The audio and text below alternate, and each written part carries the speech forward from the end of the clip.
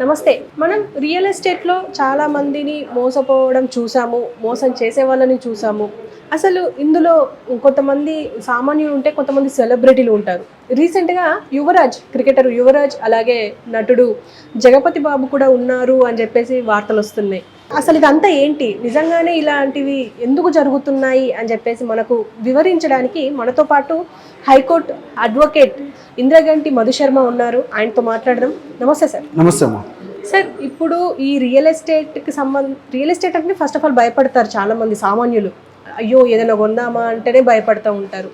కానీ ఏదో ధైర్యం చేసి కొంటా ఉంటారు మిడిల్ క్లాస్ అయితే. కానీ ఇప్పుడు బాగా సంపాదించిన సెలబ్రిటీలు అయితే వెంటనే కొని పడేస్తారు. కానీ అందులో ఇప్పుడు పెద్ద మోసమే జరిగింది అని చెప్పేసి యువరాజు గారు అలాగే జగపతి బాబు బయటకు వచ్చారు. అసలు ఏం జరిగిందంటారు? అంటే ఇల్లు కొనుక్కోవాలి లేదా కొంత భూమి కొనుక్కోవాలని ప్రతి సామాన్యుడి కళ. మిడిల్ క్లాస్ ఫ్యామిలీ అవ్వచ్చు, అప్పర్ మిడిల్ క్లాస్ కావచ్చు, కొంచెం బీదవాడు ఎవరైనా సరే ప్రతి మనిషికి ఉండేటువంటి కళ. అయితే ఇది ఎప్పుడైతే మనం కళ్ళకంటూ ఉంటామో మన కళ్ళకు తగ్గట్టుగా దానికి తగ్గ వాటిని ఫుల్ఫిల్ చేయడానికి మార్కెట్లో కార్పొరేట్స్ ఆబ్వియస్లీ ఉంటాయి. అంటే వెంచర్స్ వేసేవాళ్ళు కానీ ఈ రియల్ ఎస్టేట్ బిజినెస్ చేసేవాళ్ళు కానీ వీళ్ళు ఆబ్వియస్లీ ఉంటాయి. వీళ్ళు ఏం చేస్తారు, సర్టెన్ ప్లేసెస్లో ల్యాండ్స్ కొని వాళ్ళు వెంచర్స్ వేసి దాన్ని డెవలప్ చేస్తూ దాన్ని అమ్ముతూ ఉంటారు. ఈ అమ్మే క్రమంలో కొనాలి అన్న ఆరాటంలో బేసిక్ రిక్వైర్మెంట్స్ అంటే ఒక ల్యాండ్ కొంటున్నాము లేదా ఒక ఫ్లాట్ కొంటున్నాము, ఇలాంటప్పుడు ఎలాంటి జాగ్రత్తలు తీసుకోవాలి అనే బేసిక్ రిక్వైర్మెంట్స్ కూడా మర్చిపోతూ ఉంటారు. అంటే ఎందుకు మర్చిపోతారంటే ఒక రియల్ ఎస్టేట్ ఏజెంట్ వచ్చేసి ఇదిగోండి మా దగ్గర ఈ వెంచర్ ఉంది, ఈ ప్రాజెక్ట్ ఉంది, సో మేము అన్ని లీగల్ కంప్లైన్సెస్ చేసాము, దీంట్లో మీకు ఎటువంటి ప్రాబ్లం రాదు అని చెప్పేసి చెప్పగానే వీళ్ళు ఏమనుకుంటారు, ఓ అంతా ఎవ్రీథింగ్ బాగుందేమో అని చెప్పేసి వెళ్ళిపోతారు. అంటే ఫస్ట్ దీన్ని ఏమంటామంటే ఆ sweet coated words, honey words ఏవైతే తీపి పూసినటువంటి పదాలు అంటాం చూసారా, వాటికి ఆ హనీ వర్డ్స్కి ఈజీగా వెళ్ళిపోయి ట్రాప్లో పడిపోతారు అనమాట కొనుక్కునే ముందు. అంటే లెట్ ద బయ్యర్ బీవేర్, కొనుక్కునే వాళ్ళే ముందుగా జాగ్రత్తగా ఉండాలి. ఇందులో ఆ జాగ్రత్త లేకుండా ఇమీడియట్గా వెళ్ళిపోయి ఎలా అంటే అలా కొనుక్కుంటే నష్టపోతారు. అంటే ఇక్కడ ఎలాంటి జాగ్రత్తలు తీసుకోవాలి ఫస్ట్ అంటే మనం కొనుక్కునేటప్పుడు అసలు ఆ ప్రాపర్టీ టైటిల్ క్లియర్గా ఉందా లేదా అనేది ఒకటి క్లియర్గా అబ్జర్వ్ చేసుకోవాలి. అప్పుడు ఏం చేస్తామంటే 30 years బ్యాక్ వరకు ఉన్నటువంటి ప్రాపర్టీ టైటిల్ని మనం చెక్ చేస్తూ ఉంటాం. మేజర్గా చూసుకోవాల్సింది అది 30 years బ్యాక్ వరకు చెక్ చేసాక కూడా ఏదైనా డౌట్స్ ఉన్నాయి అనుకుంటే will go for the some other years 50 years వరకు దాన్ని ఎలా ఉంది అనేది చూస్తాం. ఆ తర్వాత ఆ భూమి ఎక్కడి నుంచి వచ్చింది, అమ్మే కంపెనీకి కానీ మిగిలిన వాళ్ళకి కానీ ఎక్కడి నుంచి వచ్చింది, ప్లస్ ఆ అమ్మేవాడికి అసలు మార్కెట్లో నేమ్ అండ్ ఫేమ్ కరెక్ట్గా ఉన్నాయా లేదా, వాళ్ళు ఇచ్చే డాక్యుమెంట్స్ ఒరిజినల్గా ఉన్నాయా లేదా, లేదా ఏమన్నా ఫేక్ రిజిస్ట్రేషన్సా, ఎక్కడిదన్నా చేసుకొని ఇతను అమ్ముతూ ఉన్నాడా, ఈ టైటిల్ క్లియరెన్స్ చూసుకున్న తర్వాత మనము ఎన్కంబరెన్స్ సర్టిఫికేట్కి వెళ్తాము. అంటే ఏదైనా లీగల్ డిస్ప్యూట్స్ ఆల్రెడీ ఈ ప్రాపర్టీ మీద ఉన్నాయా లేదా అనేది తెలియాలి అంటే ఈసీలో రిఫ్లెక్ట్ అవుతూ ఉంటుంది అనమాట. ఈసీలో తెలుసుకున్న తర్వాత మనము ఒకవేళ ఇన్ కేసు లీగల్ డిస్ప్యూట్స్ ఉంటే ఆ ప్రాపర్టీ కొనకుండా ఉండడానికి వెనకడుగు వేస్తూ ఉంటాము. అంటే ఇక్కడ మనం ఏం చేయాలి, ఫస్ట్ టైటిల్ క్లియరెన్స్ చూసుకోవాలి, అమ్మే అతను కరెక్ట్గా అమ్ముతున్నారా లేదా, అతని టైటిల్ ఉందా లేదా, అతనికి ఓనర్షిప్ ఉందా లేదా చూసుకోవాలి. దాని తర్వాత ఈసీ ఒకటి మనం వెరిఫై చేసుకోవాలి. దీని తర్వాత ఆబ్వియస్గా ఆ ల్యాండ్ దగ్గరికి వెళ్ళి మనం పర్టికులర్గా ల్యాండ్ అయితే ల్యాండ్, మన ఫ్లాట్ అయితే ఫ్లాట్, అక్కడికి వెళ్ళి ఖచ్చితంగా అతను చెప్పిన బౌండరీస్ అన్నీ ఎగ్జాక్ట్గా ఉన్నాయా లేదా, ఈస్ట్ వెస్ట్ నార్త్ సౌత్ చెప్పిన బౌండరీస్ అన్ని కరెక్ట్గా ఉన్నాయా లేదా, మనం కొలుచుకుంటే అలా వస్తుందా లేదా అనేది కూడా వెరిఫై చేసుకోవాల్సిన బాధ్యత వీళ్ళపైన ఉంటుంది. దీని తర్వాత ఏం చేయొచ్చు అంటే ఇప్పుడు మనము టైటిల్ క్లియరెన్స్ చెప్పుకున్నాం, ఈసీ చేసుకోవాలని చెప్పుకున్నాము, తర్వాత ల్యాండ్ని వెరిఫై చేసుకోవాలి అని చెప్పుకుంటున్నాము. దాని తర్వాత వాళ్ళు చేయాల్సింది ఏంటంటే అక్కడ ఉన్నటువంటి సబ్ రిజిస్ట్రార్ దగ్గరికి ఏవైనా పాత కాపీస్ వీటిల్లో ఏమైనా మిస్ అవుతుంటే సర్టిఫైడ్ కాపీస్ అప్లై చేసుకొని సర్టిఫైడ్ కాపీస్ని తెచ్చుకొని పూర్తి స్థాయి లీగల్ వెరిఫికేషన్ చేసుకున్న తర్వాత మాత్రమే ఒక భూమిని కొనాలి. అంతవరకు కొనకూడదు. ఎందుకని, ఏవైనా ఎక్కడైనా ఛార్జెస్ ఏమైనా క్రియేట్ చేయబడినా, మార్గేజెస్ ఏమైనా పెట్టబడినా ఇలాంటివి కూడా మనకి తెలియాల్సిన అవసరం ఉంటుంది. అవి చాలామందికి తెలియవు. ఈ ప్రాపర్టీ ఏదో పెట్టేశారు కదా అని చెప్పేసి కొంటూ ఉంటారు. అదే పెద్ద పెద్ద వెంచర్లు అనుకోండి, రెరా రిజిస్ట్రేషన్ మ్యాండేటరీ. ఇప్పుడు జగపతి బాబు గారు కూడా మనం చెప్పింది ఏంటంటే మీరు చూసి కొనుక్కోండి. ఇందులో మొన్న యువరాజ్ సింగ్ గారు ఢిల్లీలో చాలా రియల్ ఎస్టేట్ కంపెనీలకు 4-5 రియల్ ఎస్టేట్ కంపెనీస్ నోటీసులు కూడా పంపించడం జరిగింది. అంటే అప్రోప్రియేట్గా మీరు మాకు చెప్పలేదు, మిస్గైడ్ చేస్తున్నారని. అంటే రెరా రిజిస్ట్రేషన్ మ్యాండేటరీ అనమాట. ఎలాగంటే real estate and regulatory development authority అంటాము. ఇక్కడ రియల్ ఎస్టేట్ వెంచర్స్ వేసేవాళ్ళు వీళ్ళు గనక 8 అపార్ట్మెంట్లు కానీ లేదా 500 చదరపు మీటర్లు అంటాం 500 square meters కానీ ల్యాండ్ దాటి ఉంటే కనుక వీళ్ళు ఖచ్చితంగా అక్కడ రిజిస్ట్రేషన్ చేయాల్సి వస్తుంది. ఇక్కడ వీళ్ళు ఏం చేస్తారంటే ఫస్ట్ వీళ్ళ లేఅవుట్స్ కానీ అక్కడ ప్లాన్ కానీ వీళ్ళు సబ్మిట్ చేయాల్సి ఉంటుంది రెరాకి. ఆ రెరాకి సబ్మిట్ చేసిన దాని ప్రకారం మాత్రమే అమ్మాల్సి వస్తుంది. అంటే ఈ రియల్ ఎస్టేట్ వాళ్ళు ఎవరైతే అమ్ముతున్నారో ఏజెన్సీ వాళ్ళు they should be registered with the RERA. రెరాతో వాళ్ళు రిజిస్టర్ అయ్యి వాళ్ళకి అప్రోప్రియేట్ రెరా ఆథెంటికేషన్ ఉంది అనుకున్న తర్వాత మనం కొనటం చాలా అత్యుత్తమమైన విధానం. అది చేయకుండా ఏం చేస్తారంటే చాలామంది తెలిసి తెలియక ల్యాండ్ వెండర్స్ ఎవరైతే ఉన్నారో వాళ్ళ మాటలు నమ్మి లేదా మధ్యలో ఏజెంట్లు ఉంటారు బ్రోకర్స్ మాటలు నమ్మి చాలా మోసపోతూ ఉంటారు. అంటే రియల్ ఎస్టేట్లో ముఖ్యమైన కారణాలకి అంటే ముఖ్యమైన మోసపోవడానికి ముఖ్యమైన రీజన్ ఏంటంటే అప్రోప్రియేట్గా జాగ్రత్తలు తీసుకోలేకపోవడం ఫస్ట్.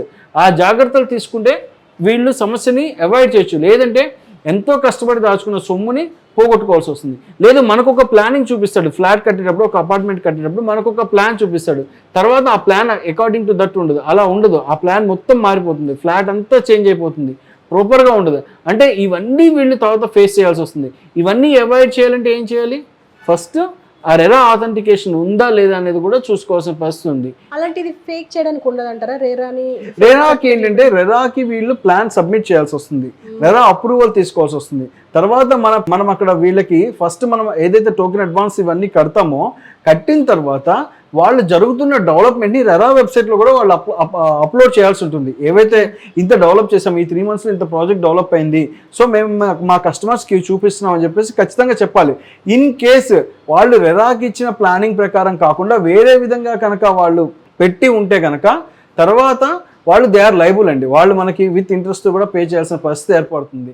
లేదు మన ప్లానింగ్ లేదు అంటే వాళ్ళకి ఇచ్చినటువంటి లైసెన్స్ కూడా క్యాన్సిల్ చేసేంత వరకు మనం పోరాడచ్చు.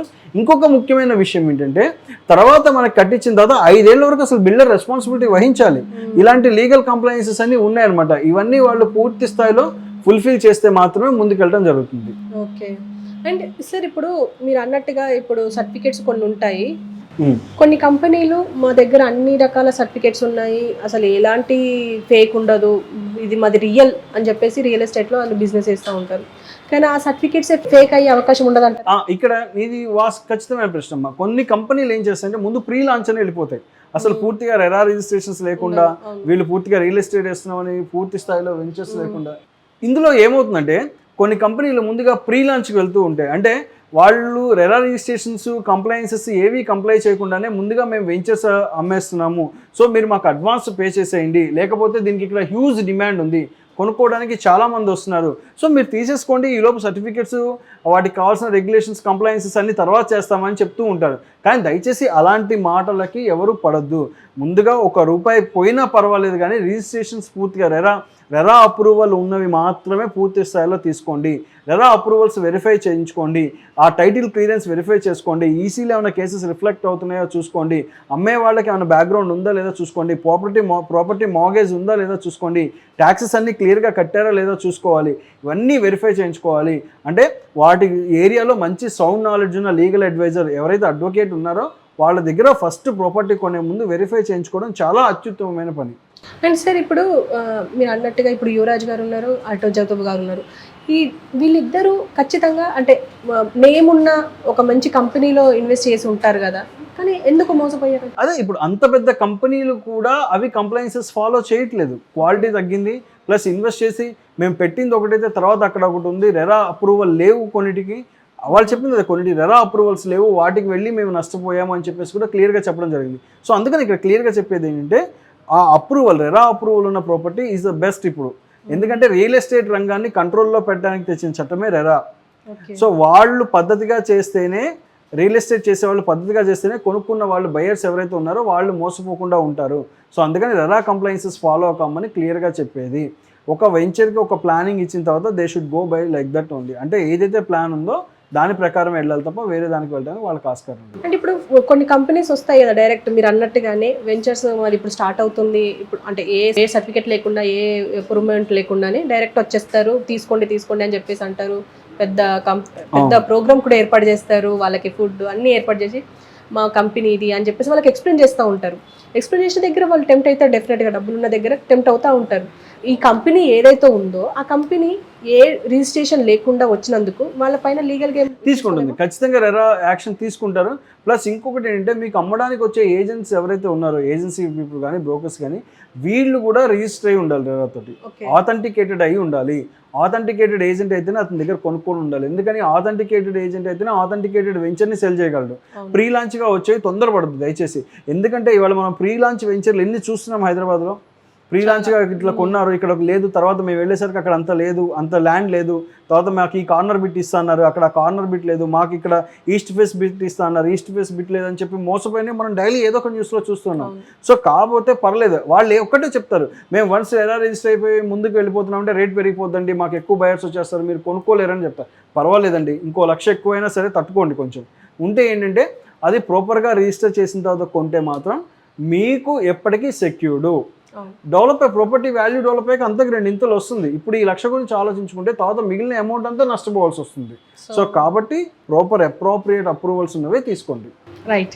సో ఫైనల్గా ఇప్పుడు మీరు ఖచ్చితంగా అవేర్ చేయడానికి ఖచ్చితంగా మీరు జాగ్రత్త పడాలి అని చెప్పి చెప్తున్నారు. 100% ల్యాండ్ కొనేటప్పుడు లేదా ఫ్లాట్ కొనేటప్పుడు ఎలాంటి జాగ్రత్తలు తీసుకోవాలో ఖచ్చితంగా తీసుకోవాలి. ప్లాట్ కొన్నా, ఫ్లాట్ కొన్నా సర్టెన్ రిక్వైర్మెంట్స్ అంటే ఇవన్నీ వాళ్ళు ఫుల్ఫిల్ అవుతున్నాయి అనుకున్న తర్వాత మాత్రమే వాటిని కొనటం మంచిది.